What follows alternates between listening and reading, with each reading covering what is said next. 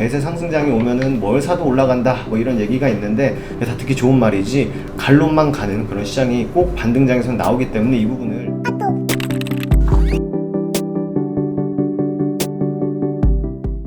네, 반갑습니다. 허브경제TV입니다. 이번 시간에 같이 볼 종목은요, 우리 또 대한전선 같이 한번 보도록 하겠습니다. 오늘 하루도 너무 수고 많으셨고요. 영상 하단에 보시면 카카오톡 아이디 HERB2019 있습니다. 저희가 또 무료 추종목도 보내드리고 있고요. 또 무상증자를 할 가능성이 매우 높은 종목들을 엄선해서 버전2 리스트업을 해서 무료로 배포를 좀 해드리고 있습니다. 카카오톡 아이디 HERB2019 친구 추가하신 다음에 메시지 보내주시면 모든 분들에게 다 공평하게 다 드리고 있다라는 말씀 드리면서 가보도록 하겠습니다. 대한전선 같은 경우에는 오늘 어땠습니까? 뭘 어떠긴 어때? 알면서도 물어보냐? 이러시겠습니다만 우리가 또 알 건 알아야죠. 대한전선은 좀 아쉬운 흐름을 보여줬습니다. 냉정히 보면은 조금 또 아쉬운 흐름을 보여주었는데, 제가 봤을 때 도대체 왜 이렇게 밀렸냐라고 하면은, 뭐 별거 있겠습니까? 외국인 기관들이 뭐 냅다 던지니까 빠지는 거지. 이슈는 없고, 외국인 기관들은 던지고. 근데 얼마나 던졌길래 도대체 이 모양 이 꼴이냐라고 하면은, 전체 거래량의 5분의 1, 지금 한 20% 넘게를 개인들이 매수를 해줬고요. 나머지 외국인 기관들이 다 던졌습니다. 올라갈래야? 올라갈 수가 절대 없다. 이런 종목들에서 개인들이 매수를 강하게 하고 외국인들이 강하게 던진다? 진짜 거의 뭐 해가 서쪽에서 뜨지 않는 한 절대 올라갈 수가 없습니다. 저런 종목들은. 저런 상황에서 말씀을 드리는 겁니다. 오해하지 마시고. 제일 중요한 게 뭐예요? 결국 대한전선한테. 너의 정체가 뭐냐? 너 도대체 뭐 하는 놈이냐? 너 도대체 어떤 이슈를 가지고 움직이냐? 최근에 뭐 인프라니 5G인가 싶기도 하고 생각을 해보면. 요즘 뭐 재건해가지고 오늘 뭐 재건 관련해서 뉴스 보니까 더 HQ 사장님도 그 재건 회의에 참석을 하셨다고 하는데, 더 HQ도 어쨌든 휴림로봇이 인수한 또 통신회사거든요. 그러니까 재건에 그게 필요할 수 있다라고는 생각할 수 물론 있겠죠. 물론 생각할 수 있겠습니다만, 뭐 대한전선 전선 관련주들 뭐 구리값이 떨어지고 있네. 뭐 원전 오늘 뭐 막판에 장막판에 원중주들 다 올라갔죠. 근데 대한전선 못 올라가. 그럼 도대체 뭐냐? 도대체 뭐 하는 놈이냐 너는? 알 수가 없다. 굉장히 답답하다. 그래서 결국 맨날 똑같이 말씀드린 것 중에 하나, 이 지수 영향을 안 받을 수가 없다. 오늘 기관하고 외국인들이 양매도로 그냥 냅다 다 던졌거든요. 그러다 보니까 이런 수급의 영향을 받을 수밖에 없는 이 대한전선 같은 경우에는 기관과 외국인들이 던지니까 주가가 빠져버리는 거죠. 근데 공교롭게도 딱 지지 구간에 그냥 멈춰 있습니다. 휴 버텼다 라고 생각을 하면 안 됩니다. 이거는 휴 버텼다라, 휴 버텼다, 휴 다행이다, 추매했는데 너무 좋다, 싼 가격에 추매할 수 있어서 이러시면 안 됩니다. 추세를 못 돌렸다라는 것에 우리가 집중을 해야 돼요. 자꾸 저한테 추매 하셔가지고 하시는데, 추매는 바닥 잡고 고개 돌리고 해도 절대 안 됐습니다. 그냥 어디 지켰다라 해서 추매하는 게 아니에요. 어쨌든 결과적으로 또 이런 모습을 보였어요. 이때처럼 121선은 맞물려 버렸습니다. 물어버렸습니다. 이때는 120선을 깼는데 오늘 맞물려 버렸어요.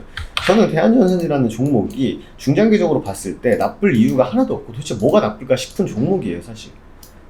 근데 그냥 당장 뭐 오늘 보면은 그냥 외국인 기관들 다 던지고 그냥 또 추세, 이 고점과 저점을 계속 낮추는 추세로 다시 한번 또 이렇게 들어가다 보니까 좀 최악이다라고 할 수는 있는데, 저는 그럼에도 이 기업적인 부분을 놓고 봤을 때, 기업적인 모멘텀을 놓고 봤을 때는 솔직히 나쁠 게 뭐가 있을까라는 생각을 좀 굉장히 많이 합니다, 사실.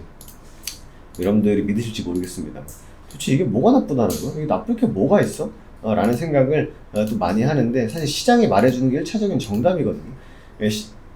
종목이 맨날 안 좋아도 시장이 좋다 해서 주가가 올라가면 좋은 거고, 이 종목 정말 좋다, 이 종목 정말 좋다 했는데 주가가 안 올라가면 말짱 도루묵인 것처럼, 아무리 대한전선이 중장기적으로 매력적인 흐름을 보인다 하더라도 일단 지수가 밀리면서 종목이 밀릴 수도 있고, 아니면 종목에 뭔가 개별적인 악재가 있어가지고 밀릴 수도 있단 말입니다.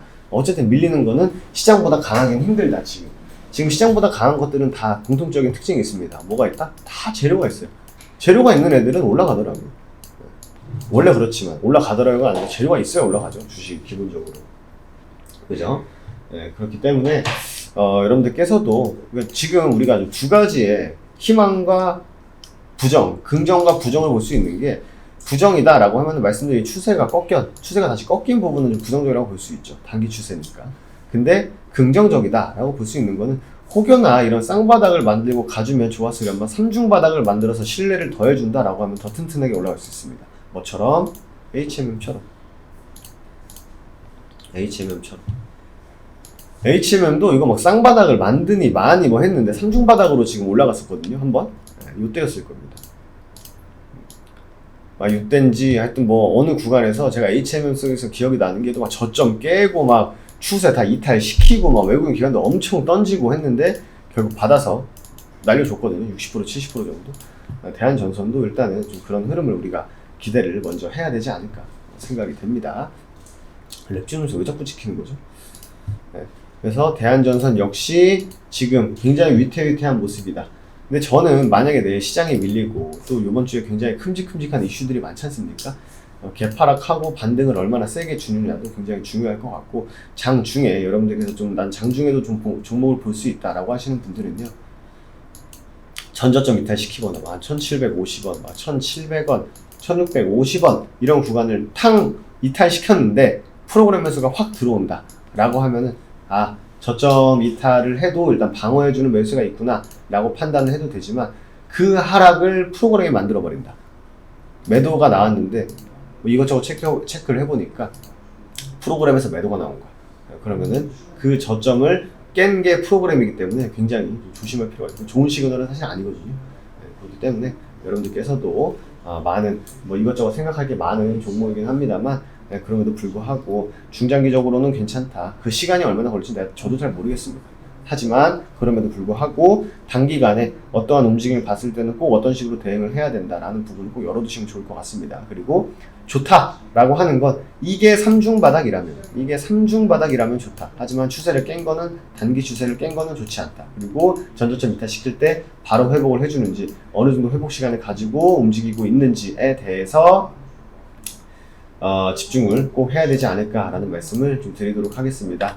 오늘 하루도 너무 수고 많으셨고요. 영상 하단에 HERB2019 카카오톡 친구 추가 꼭 해주시고 메시지 보내주시고, 저는 또 내일 대한전선 시간에 인사드리도록 하겠습니다. 감사합니다.